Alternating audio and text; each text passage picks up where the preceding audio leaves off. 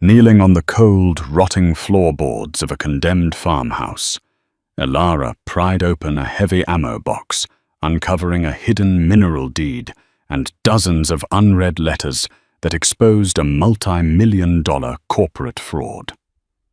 Above her, a corporate acquisitions agent stood ready to buy her family's land for a pathetic $6, convinced a desperate, homeless mother would sign away her inheritance without a fight.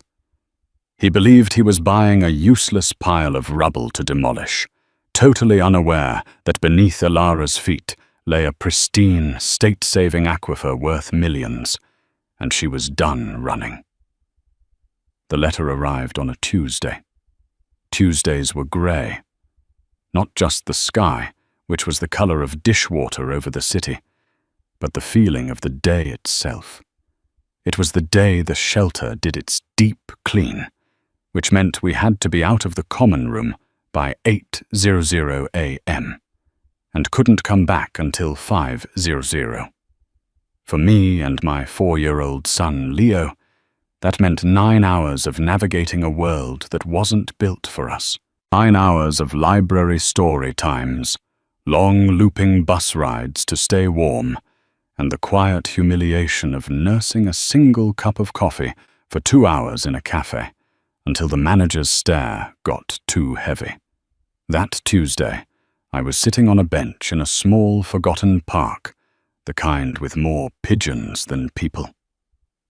Leo was asleep in his stroller, his small face peaceful, oblivious to the damp chill that was seeping into my bones. My own stomach was a tight knot of cold and hunger. The letter had been given to me that morning by the shelter director, a woman named Maria, whose kindness always felt like it was stretched thin over a deep well of exhaustion. "This came for you, Elara," she'd said, handing me the crisp, official-looking envelope. "Looks important." Everything looked important when you had nothing. I'd been staring at it for an hour, tracing the unfamiliar name of the law firm in the corner. Abernathy and Sons, attorneys at law. The postmark was from a town I'd only ever heard my mother curse under her breath. Blackwood Creek. It was the place she'd run from. The place she swore she'd die before ever seeing again. And she had. She'd died 1,000 miles away, in a city that swallowed her whole, leaving me with nothing but a box of faded photographs and a legacy of flight. My hands trembled as I tore the envelope open. The paper inside was thick, expensive. It felt alien in my calloused fingers. The words were dense with legal jargon I couldn't untangle. Estate of last will and testament, interstate succession. I scanned the page, my eyes jumping around, looking for a name I recognized. And then I saw it. Eleanor Vance. My grandmother.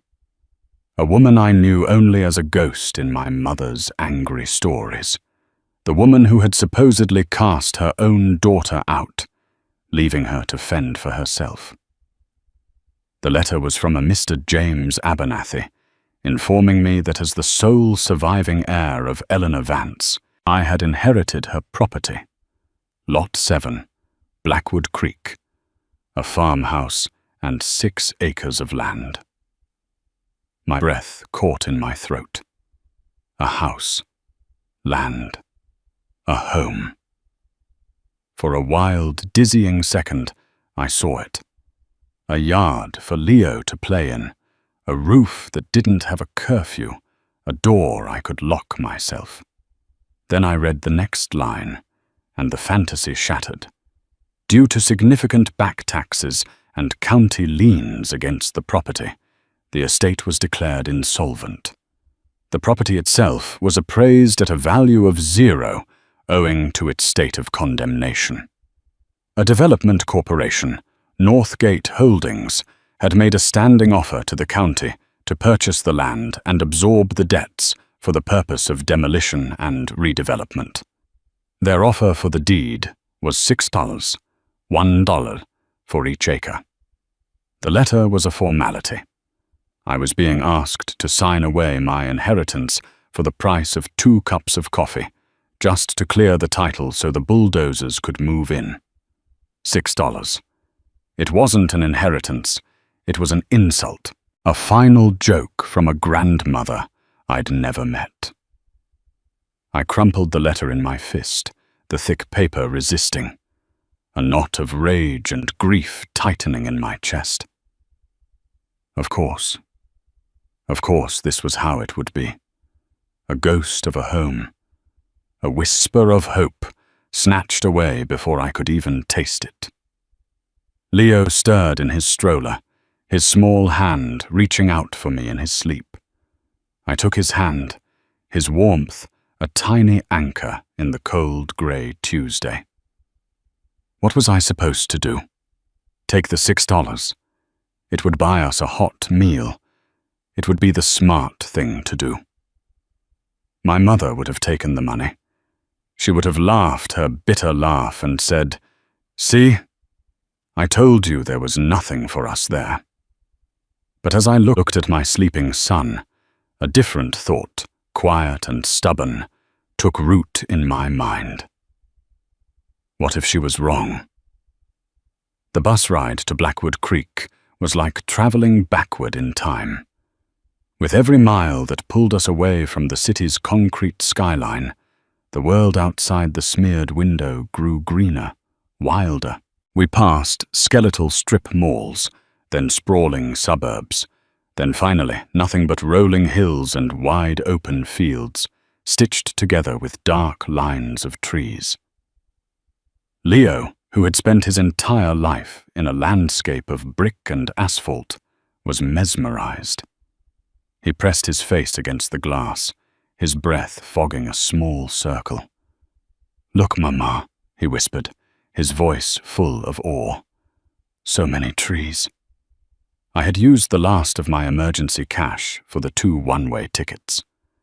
It was a reckless decision, one that left us with nothing but the clothes on our backs, a diaper bag, and a handful of change. The smart thing would have been to sign the papers Mr. Abernathy had so thoughtfully included in the envelope, mail them back, and wait for my $6 check. But I couldn't. I had to see it. I had to stand on the land that was mine, even if it was only for a day. I had to know what my mother had run from, and what her mother had left behind. Mr. Abernathy's office was on the town's main street, a short, tidy row of brick buildings that looked like they hadn't changed in 50 years. The man himself was just as timeless. He was older, with kind, tired eyes, and a suit that was probably fashionable when my grandmother was a young woman. His office smelled of old paper, lemon polish, and something else. Maybe rain. He didn't seem surprised to see me, just sighed softly as he ushered me and a restless Leo into his office. "I had a feeling you might come," he said, gesturing for us to sit in the 2 worn leather chairs facing his massive oak desk. "You have your grandmother's eyes." I didn't know what to say to that. I'd always been told I had my mother's eyes. He got straight to the point, laying out the situation in a calm, pragmatic voice that left no room for hope. The back taxes were substantial, over $10,000. The house had been officially condemned by the county 2 years ago after a storm took off half the roof. It was a liability, not an asset. Northgate Holdings has been trying to acquire that parcel for years, he explained, folding his hands on the desk. It's the last private holdout in a tract they want for a new luxury housing development. They'll pay the taxes, handle the demolition. The $6 is a formality. Frankly, Ms. Vance, it's the only offer you're ever likely to get. "My name is Elara," I said quietly. "Miss Vance was my grandmother." He nodded, a flicker of something, pity me, in his eyes. "Elara, Your grandmother was a client of my father's, and then mine for over 60 years. She was a very determined woman." He paused, choosing his words carefully. "She loved that farm. She fought to keep it until the very end. I think she would be sad to see it go. But she was also a realist. She would want you to do what's best for your son." He glanced at Leo, who was now quietly trying to scale a bookshelf. The implication was clear. What was best for my son was $6 and a clean break. "I want to see it," I said, the words feeling bolder than I felt. "Before I sign anything, I need to see the house." Mr. Abernathy sighed again, a sound of weary resignation. "Of course it's your right. But I must advise you, the property is not safe. The structure is unstable. Don't go inside if you can help it." He drew a small, simple map on a piece of notepad paper. "It's about 3 miles out of town. The road's not marked well anymore. Look for a collapsed stone wall and a mailbox with a faded V on it. That's the place." He handed me the map and a pen. "When you've seen enough, you can sign the transfer deed and leave it in my mail slot. I'll see that the check is forwarded to you, wherever you end up. Wherever you end up." The words hung in the air, a stark reminder of my reality. I had nowhere to go. We were standing at the edge of a cliff, and this strange, sad inheritance was the only thing breaking our fall. I thanked him, bundled a now fussy Leo into his stroller, and walked out of the quiet, paper-scented office into the bright, unfamiliar afternoon. The 3-mile walk felt like a pilgrimage. The road quickly turned from cracked pavement to gravel, and the air grew thick with the smell of damp earth and pine. It was quiet. So quiet. No sirens, no traffic, just the crunch of my worn-out sneakers on the road, and the chirping of birds I couldn't name. We found it just as the sun was beginning to dip below the tree line, painting the sky in shades of orange and bruised purple. The stone wall had mostly crumbled back into the earth, and the mailbox was leaning sideways, the V almost completely erased by rust and time. I pushed the stroller through a gap in the wall, and there it was, my grandmother's house. Mr. Abernathy's warning hadn't prepared me. It wasn't just a house, it was a skeleton. A 2-story farmhouse, once probably white, now stripped to grey, weathered wood. The roof on the right side was gone, leaving the upstairs rooms exposed to the sky like an open wound. Windows were dark, empty sockets shattered or boarded up. The porch sagged so dramatic in the middle, it looked like it was kneeling in defeat. The whole place was being swallowed by nature. Vines crawled up the walls, and the yard was a jungle of weeds and saplings. It was worse than I could have imagined. It was hopeless. I stood there, holding the handle of Leo's stroller, and for the first time since I'd gotten the letter, I felt the full weight of my foolishness. I had dragged my son across the state, spent our last dollar, chasing a fantasy. And for what? This ruin, this monument to failure. My mother was right. There was nothing here for us. I sank to the ground, damp grass soaking through my jeans, and I cried. I cried for my mother, for the hardship she endured. I cried for the grandmother I never knew, who died alone in this broken place, and I cried for myself and for Leo, for our endless, homeless wandering. "Mama Sad?" Leo's small voice broke through my despair. He had climbed out of his stroller and was standing beside me, his hand on my shoulder. His eyes were wide with a concern that was far too old for a 4-year-old. I wiped my face and pulled him into my lap, holding him tight. "Yeah, baby. Mama's a little sad, but we're okay." But were we? The air was getting colder. We couldn't stay here. My plan, if you could call it that, had been to see the house, sign the papers, and then what? Try to hitchhike back to the city? Beg for a ticket at the bus station? I had no idea. I had acted on a single, desperate impulse, and it had led us to this dead end. As I held Leo, my gaze drifted back to the house. It was a wreck, a total loss. But even in its decay, there was a strange sort of dignity to it. The foundation was stone, solid and square. The lines of the house, where they were still visible, were simple and strong. It had been built to last. It had just been let go for too long. Against Mr. Abernathy's advice, against my own better judgment, I knew I had to go inside. I couldn't leave without setting foot in the place where my grandmother had lived and died. I left Leo safely in his stroller, a good distance away, promising him I'd be right back. The porch steps groaned under my weight, but they held.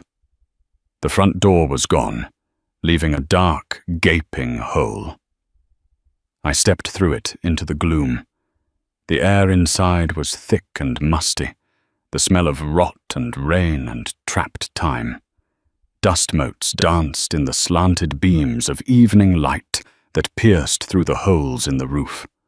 The floor was a minefield of fallen plaster, broken glass, and animal droppings. In the living room, a sofa's springs had exploded from its mouldy upholstery.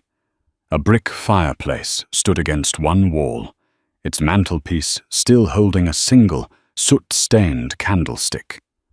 I moved slowly, carefully, from room to room.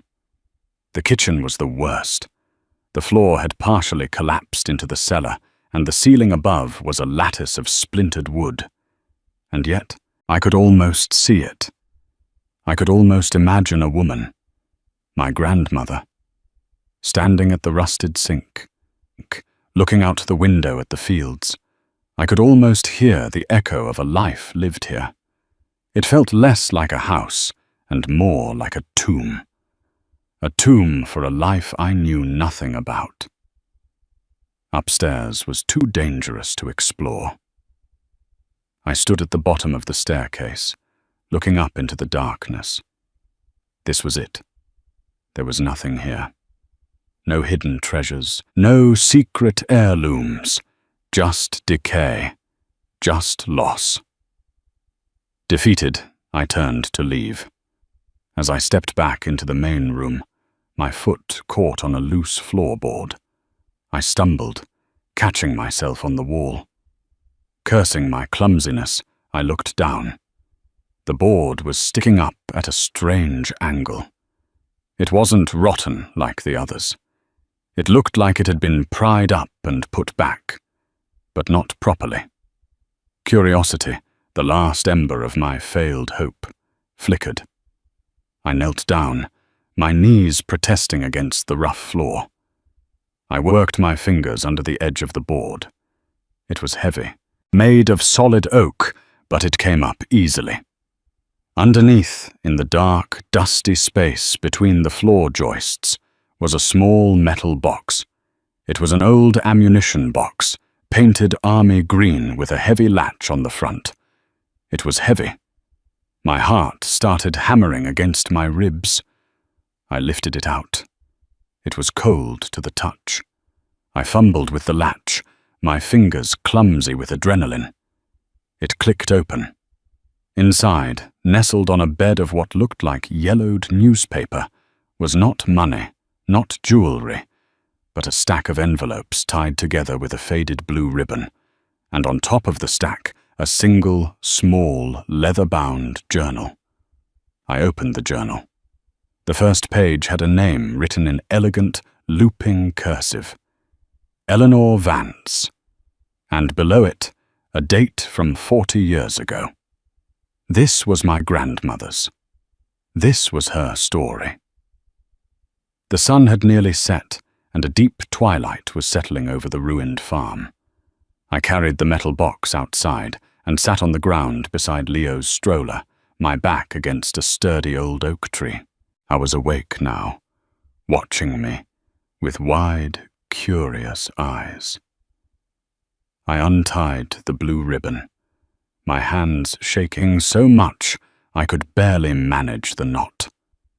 The envelopes were brittle with age, the handwriting on them faded, but still legible. They were letters. Letters written by my grandmother, Eleanor, to my mother, Sarah. Dozens of them. All of them marked, "Return to sender." My mother had never opened them. She'd never even received them. She must have moved so often, so quickly, that the post office could never find her. My grandmother had kept every single one. I opened the first one, dated a week after my mother would have turned 16. My hands trembled as I read the elegant, looping script.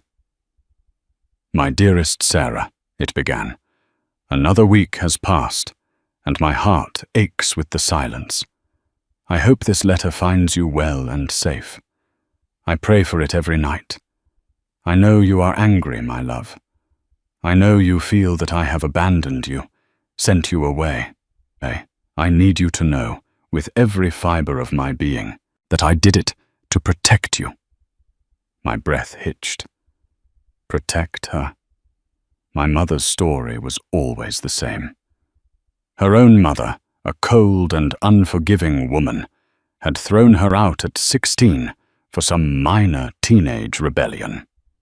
She put her on a bus with $20 and told her never to come back. That story was the foundation of my own life, the explanation for our rootlessness, our poverty, our perpetual state of running.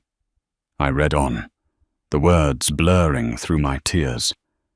My grandmother wrote about a man, a neighbor, whose sons had started causing trouble. They were dangerous, violent. They had cornered my mother one night on her way home. Nothing happened, but it was close. Too close.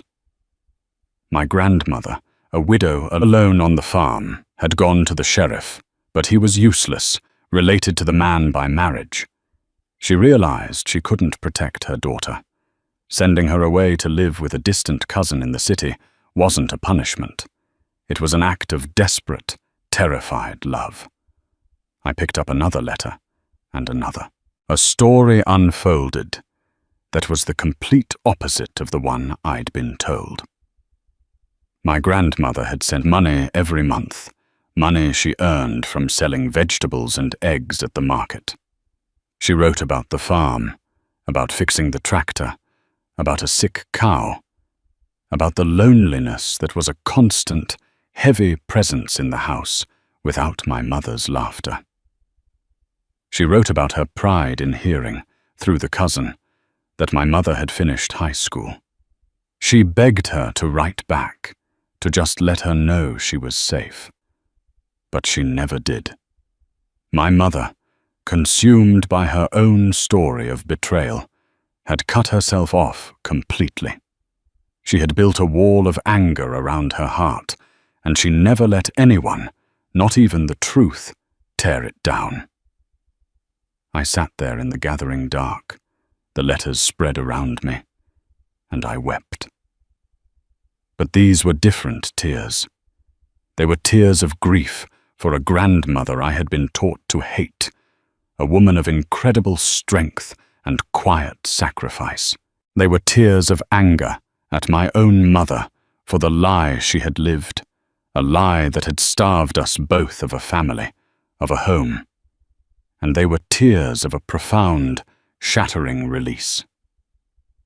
The story of my life, the one where I was the unwanted daughter of an unwanted daughter, was not true. I came from a line of fierce, loving women. I came from this place, this broken, beautiful place. The journal was different. It wasn't letters, but records, dates, names, figures. It took me a while to understand what I was looking at. They were notes, geological surveys. My grandmother, it turned out, wasn't just a farmer. She had taken geology courses at the local community college for years. She had spent decades studying the land, her land. She wrote about rock formations, about water tables, about shale deposits. Tucked into the back of the journal were official-looking documents, assay reports from the 1970s, correspondence with the State Geological Department, and a registered deed, a mineral rights deed. It stated, in clear legal language, that Eleanor Vance was the sole owner of all subterranean mineral and water rights for her 6-acre parcel, and crucially, for the 300 acres of surrounding state-owned land that she had leased for grazing decades ago, a lease that had never expired. That was it. That was what Northgate Holdings wanted. It wasn't the 6 acres of surface land for their tacky McMansions. It was what was underneath. My grandmother had discovered something valuable deep in the earth, natural gas, a rare mineral, an aquifer, and she had legally protected it.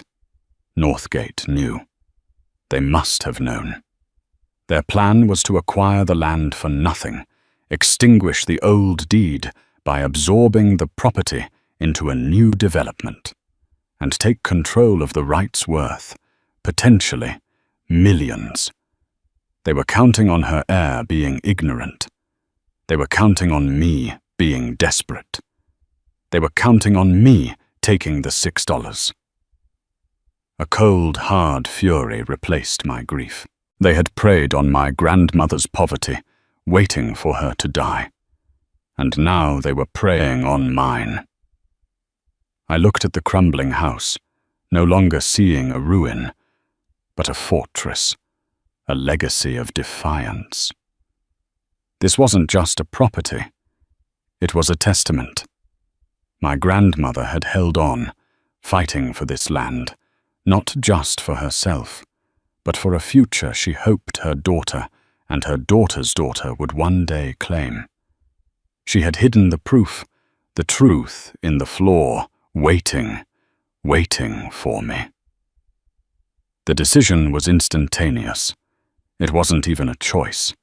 It was a claiming. I was not selling. I was not running. My mother had run her whole life, and it had led us to shelters and park benches. I was going to stop running. I was going to stay. I was going to fight. This was my home now. That night was the hardest of my life, and also the most peaceful. I found a section of the porch that was dry and relatively stable. I bundled Leo into every spare bit of clothing we had, and held him close, his small body, a furnace against the night's chill. I didn't sleep. I sat with the box of letters in my lap under a brilliant, star-filled sky, and I felt my grandmother's presence all around me. I felt the strength of this land seeping up from the ground into my bones. For the first time, I didn't feel homeless. I felt like I was exactly where I was supposed to be. The next morning, I walked the 3 miles back into town with Leo in the stroller and the metal box under my arm. I felt like a different person. The self-doubt, the fear that had been my constant companion, was gone. In its place was a quiet, unshakable resolve. My first stop was not the bus station, but the public library. I used their computer to look up Northgate Holdings. They were a massive corporation with a history of aggressive acquisitions and environmental violations. Then I researched mineral rights in the state. My grandmother's paperwork was ironclad. She had done everything right. The rights were mine. My second stop was a payphone. I found the number for Northgate's regional office in the phone book. A slick, cheerful voice answered. I asked for their acquisitions manager, the name listed on the offer letter. When he came on the line, his voice was smooth, condescending. Ah, Miss Vance, I trust you've come to your senses and are ready to sign the deed transfer. I took a deep breath. My name is Alara, I said, my voice steady. And I'm calling to inform you that your offer of $6 for my family's land is rejected. Furthermore, any attempt to contact me again with such an insulting offer will be considered harassment. You are not acquiring my property, not now, not ever. You know what's under that land, and now, so do I. There was a stunned silence on the other end of the line. The smoothness evaporated. Now listen here, he began, his voice turning hard. That property is worthless. You're a squatter on condemned land. We can have you removed. I am the legal heir, I said, the words tasting of power. And I will be defending my grandmother's legacy and my mineral rights with the full force of the law. Have your lawyers contact my lawyer. I hung up before he could respond, my hands shaking, but my heart soaring. My final stop was Mr. Abernathy's office. He looked up, surprised as I walked in. I thought you'd be on a bus by now, he said, his brow furrowed with concern. I'm not leaving, I said, and I placed the metal box on his huge oak desk. And I'm not signing. I opened the box and showed him everything. The letters, the journal, the assay reports, the mineral rights deed. I watched his face as he read. The tired resignation in his eyes slowly transformed into a look of disbelief, then dawning respect, and finally a slow, spreading smile. He looked at me, really looked at me, for the first time. Eleanor, he whispered, shaking his head in wonder. You magnificent, stubborn old woman. She did it. He looked back at me. She always said she was saving the farm for Sarah, or for Sarah's child. I thought she was just hope. He stood up and walked to the window, looking out at the sleepy main street. Northgate has been circling this town for a decade. They've bought out family farms, squeezed people out. They play dirty. This is going to be a fight, Alara. I know, I said. Are you with me? He turned back, and the smile on his face was genuine now, reaching his kind eyes. Your grandmother paid my family's retainer for 50 years, sometimes with cash, sometimes with a basket of eggs.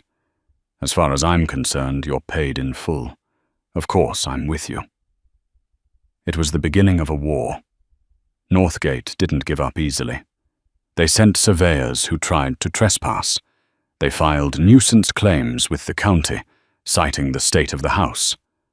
They sent me new offers, first for 10,000, then 50, then 100. Each one went into the trash. Mr. Abernathy handled the legal side, filing injunctions and countersuits. I was a small-town lawyer, but he was sharp, and he knew the local laws better than anyone. He fought for me with a quiet ferocity that I realized was born from a deep respect for my grandmother. The community, which had at first been wary of the stranger in their midst, began to rally. A story in the local paper about the big corporation trying to swindle the last descendant of a town elder helped. People started showing up at the farm. A retired carpenter named George came one day with his sons. "Heard you were having some trouble," he said, tipping his hat. "Eleanor gave my wife preserves every year for 30 years. Let's see about that roof." They spent a week patching the roof, securing the structure, making one half of the house waterproof and stable. Another woman, the owner of the local diner, started dropping off hot meals every evening. "You and that boy need to eat," she'd say, refusing any offer of payment. People brought us blankets, clothes for Leo, tools. They didn't just offer help, they offered belonging. They were my grandmother's friends, and they were becoming mine. We lived in a small, clean corner of the house that George and his sons had made safe. We had no electricity and no running water yet, but we had a solid roof, a warm fire in the old fireplace, and a pantry stocked with the kindness of strangers. Every night I would read another one of my grandmother's letters to my mother. I was piecing together the woman I never knew, and in doing so, I was piecing together myself. She was practical, funny, deeply intelligent, and fiercely loving. The farm came alive through her words. I learned which fields were best for which crops, the names of the birds that visited the big oak tree, the spot by the creek where the wild blackberries grew thickest. She had left me more than mineral rights. She had left me a road map to a life. It's been a year now.